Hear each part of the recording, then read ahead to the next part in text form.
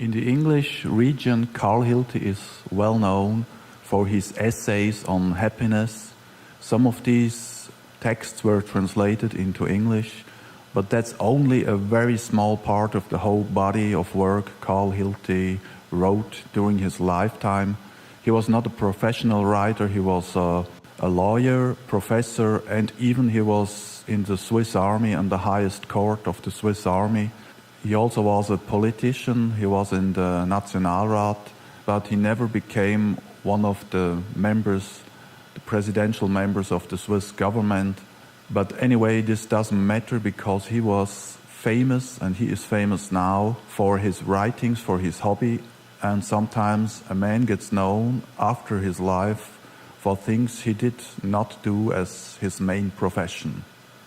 So let me tell you about his works.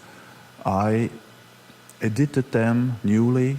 Out of thousands of pages, I made 2 volumes. Volume 1 about ethics, some 500-600 pages, and volume 2 about politics, also some 700 pages, made out of 25 years of a political yearbook Carl Hilty wrote. Every year he wrote a book, and he summed up the situations in politics.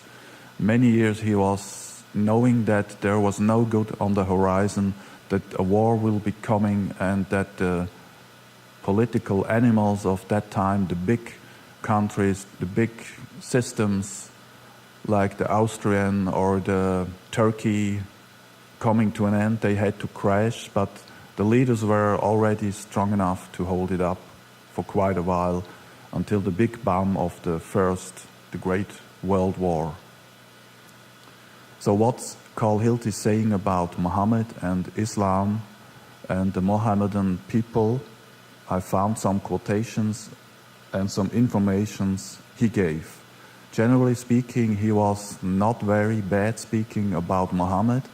He saw some positive points in the ethics of Muhammad, but he also saw his worldly tendency, a tendency which Jesus eliminated. So, of course, for Carl Hilty as a Christian, Jesus is a better, because you can follow the words of Jesus like a soldier without killing any people. You go directly the path of truth, and vice versa, you may get killed if you are a true Christian. First, there was a problem with slavery. The abolition of slavery was a big subject by that time, and it was in the Egyptian state where Jordan Pasha had problems bringing forward the end of slavery. Although he executed some traders of slaves, he did not succeed to do this. So Carl Hilty concluded that there is a combination, a tight connection between slavery and Islam, a combination which was very hard to overcome. Another positive point after this more negative he made when he was talking about the morals of trade. Obviously, Muhammad was a trader and very well knew that all traders have to lie and cheat if they want to be successful. So Muhammad said there are 5 kinds of people who will surely go to hell, and one of these peoples are the traders because of their lying. Now when we go to the ethics, it's more specific about Prophet Muhammad. What is he and what was he about? In his letters and in the essays on happiness, Carl Hilty mentions that Muhammad was not a betrayer. He was also a tool for godly thoughts. But he had not quite the clear thoughts like Moses or Christ.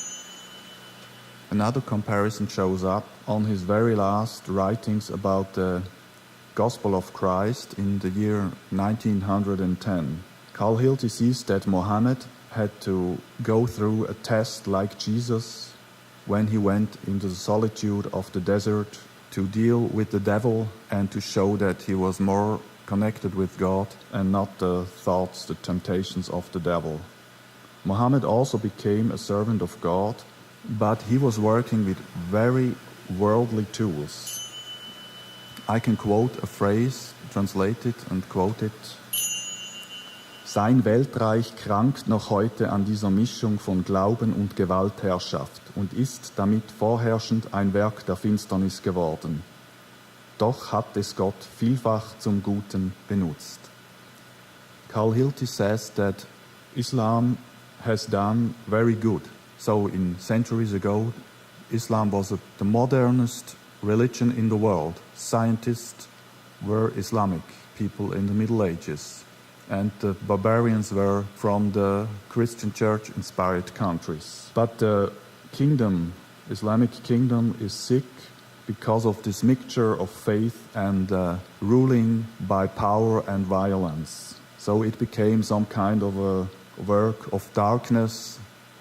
So no wonder that today Islamic State is not a very friendly kind of government. And even the color is black. So it's the color of darkness. The prince of darkness is ruling in this kind of political religion.